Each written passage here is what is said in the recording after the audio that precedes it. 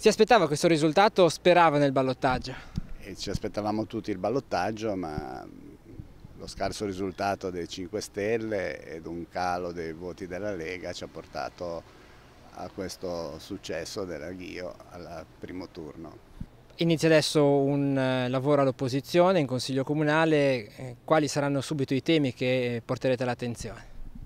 Nell'interesse del mio elettorato sono i temi che abbiamo cavalcato e comunque cura del territorio, e cercheremo di far spendere il meno possibile ai cittadini per la depurazione.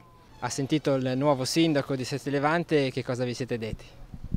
Le ho fatto le mie congratulazioni e le ho garantito un'opposizione serena, senza eccessi. È andata bene, nel senso che comunque noi in Italia abbiamo preso l'1,1% e a Seste Levante avevamo preso 175 voti, quindi abbiamo più o meno raddoppiato i voti e siamo contenti di come è andata. Abbiamo detto la nostra e quindi va bene così. Adesso qual è il ruolo di Potere al Popolo all'interno non dell'amministrazione del Consiglio Comunale, ma comunque nell'ambito della città di Seste Levante? Noi teniamo molto alla città di Seste Levante, anche perché io sono nata qua come tutti gli altri. Chiaramente noi parleremo da fuori, perché 99 su 100 direi che in Consiglio Comunale non ci siamo andati. Parleremo da fuori, continuerà il nostro lavoro, ma più che altro il lavoro sarà quello nazionale.